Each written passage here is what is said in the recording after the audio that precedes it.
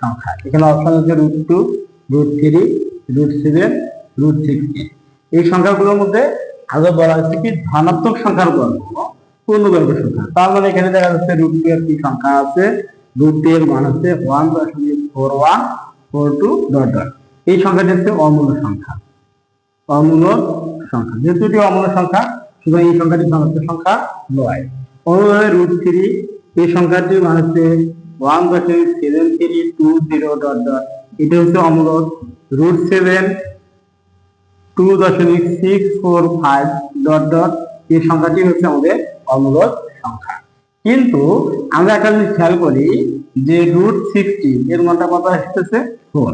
যেমন 4 এমন একটি সংখ্যা, সেই সংখ্যাটি আমাদের কি ধনাত্মক সংখ্যার মধ্যে বিদ্যমান। তাহলে 4 যদি ধনাত্মক সংখ্যা হয় তাহলে ধনাত্মক সংখ্যা বলা হয়েছে কি ধনাত্মক সংখ্যার বর্গ। তাহলে 4 যদি আমরা বর্গ করি তাহলে কত আসতেছে 16 আসতেছে। সুতরাং এই সংখ্যাটি হচ্ছে কি পূর্ণবর্গ সংখ্যা। তাই সঠিক উত্তর হচ্ছে আমাদের কি 15। ধন্যবাদ সকলকে। আজ আমরা জানবো কিভাবে দুইটি পৌনঃপুনিকের গুণফল নির্ণয় করা যায়।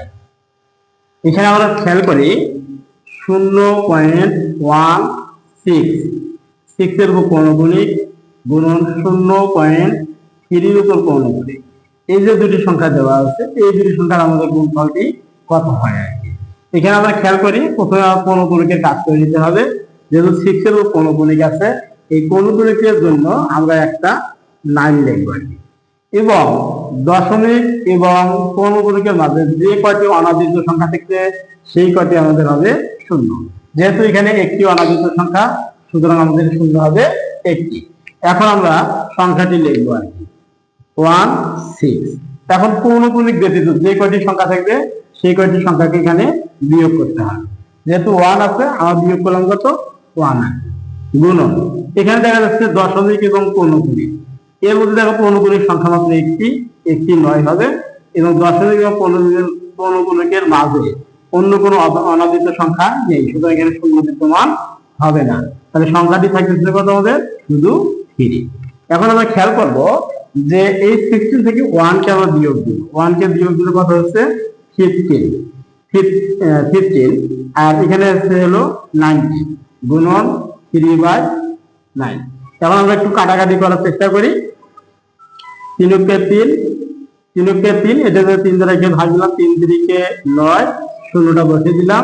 15 কে 15 15 × 30। এখন যদি আমরা গুণ করি উপরে উপরে গুণ করলাম, উপরে উপরে গুণ করলে আমাদের থাকতেছে কত 1 আর 9 তে কোনো 18। তাহলে সঠিক উত্তর হচ্ছে 1/18। পৌনঃপুনিকের গুণফল নির্ণয় করা যায়। এখানে আমরা খেয়াল করি 0.16 এর উপর পৌনঃপুনিক গুণন 0.3 এর উপর পৌনঃপুনিক, এই যে দুটি সংখ্যা দেওয়া আছে এই দুটি সংখ্যার আমাদের গুণফলটি কত হয় আর কি। এখানে আমরা খেয়াল করি প্রথমে পৌনঃপুনিকের কাজ করে নিতে হবে। যেহেতু 6 এর উপর পৌনঃপুনিক আছে এই পৌনঃপুনিকের জন্য আমরা একটা 9 লিখব আর কি।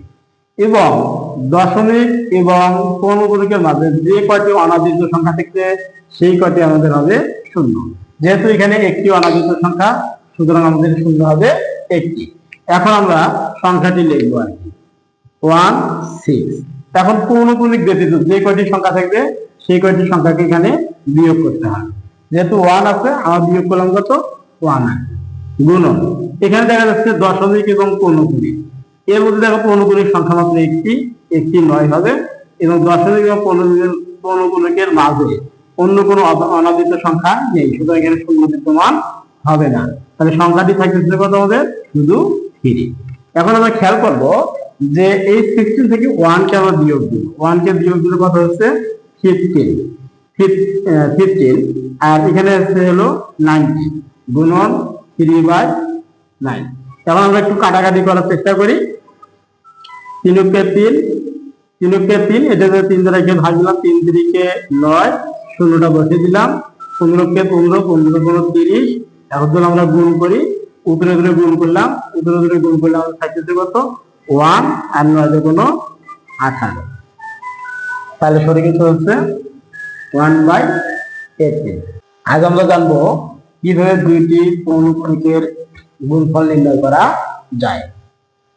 এখানে আমরা খেয়াল করি 0.16 এর উপর পৌনঃপুনিক গুণন 0.3 উপর পৌনঃপুনিক, এই যে দুটি সংখ্যা দেওয়া আছে এই দুটি সংখ্যার আমাদের গুণফলটি কত হয় আর কি।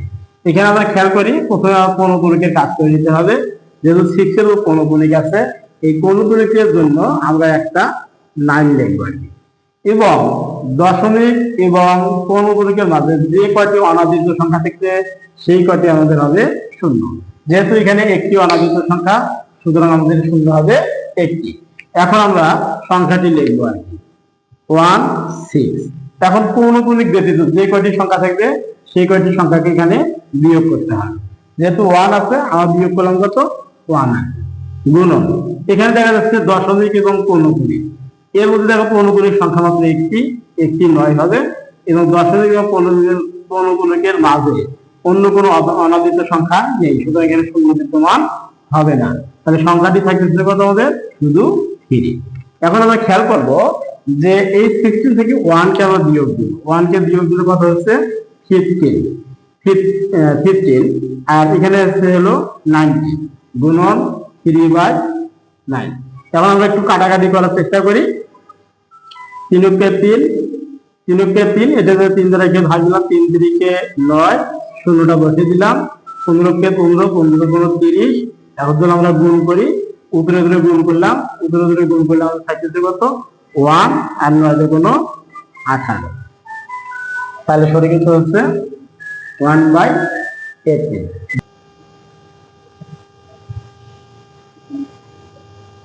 বিসমিল্লাহির রহমানির রহিম। আজ আমরা জানবো যে উপসেট কিভাবে নির্ণয় করা যায় আর কি, অর্থাৎ এই একটা যে সেট হয়, এই সেটে যে উপাদান থাকে সেই উপাদানগুলো থেকে আমরা কিভাবে উপসেট নির্ণয় করতে পারবো। এখানে এ একটি সেট দেওয়া আছে, এ সেটের উপসেট দেওয়া আছে 3 4 5। তাহলে এই সেটের আমাদের উপসেট কয়টি হয় তা আমরা নির্ণয় করব। এখানে অপশন দেওয়া আছে 7 8 9 10, এর মধ্যে অবশ্যই যে কোনো একটি সঠিক হবে, আমরা উত্তরটি নির্বাচন করার জন্য চেষ্টা করব আর কি। এখন আমাদেরকে যে বিষয়টা খেয়াল করতে হবে যে আমরা ফার্স্ট টাইম জানবো যে উপসেটটা কিভাবে নির্ণয় করা যায়, উপসেটটা কিভাবে নির্ণয় করা যায়। তাহলে কোন সেটের উপাদান সংখ্যা যদি n হয়, তাহলে উপসেট নির্ণয় সূত্র হচ্ছে 2 টু দি পাওয়ার n। তার মানে এখানে a এর উপাদান সংখ্যা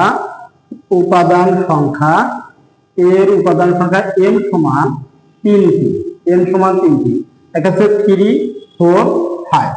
তাহলে এর উপাদান সংখ্যা যদি n সমান 3টি হয়, তাহলে উপসেট নির্ণয়ের সূত্র হবে, উপসেট নির্ণয়ের সূত্র হবে 2 টু দি পাওয়ার n। যদি 2 টু দি পাওয়ার n হয়, তাহলে 2 টু দি পাওয়ার n যদি হয়, তাহলে 2 টা আমরা থেকে লিখতেছি। এখন n এর মান যেহেতু 3, তাহলে উপাদান যেহেতু 3টি, তাহলে আমরা যদি 3 বসাই, তাহলে 2 এর পাওয়ার 3 হলে এর মানটা আসে কত আমাদের 8। তাহলে সঠিক উত্তর হচ্ছে 8। তাহলে উপসেট হচ্ছে আমাদের কয়টি 8টি। এরকম আমরা অসংখ্য উপসেট নির্ণয় করতে পারবো আর কি। যদি উপাদান সংখ্যা 4টি হয়, অর্থাৎ n এর মান যদি 4 হয়, তাহলে উপসেট হবে আমাদের 2 টু দি পাওয়ার n, তার মানে 2 টু দি পাওয়ার 4, তার মানে 16টি। তারপরে 2 টু দি পাওয়ার 2 হলে উপসেট হবে 4টি, 2 টু দি পাওয়ার 5 হলে উপসেট হবে 32টি।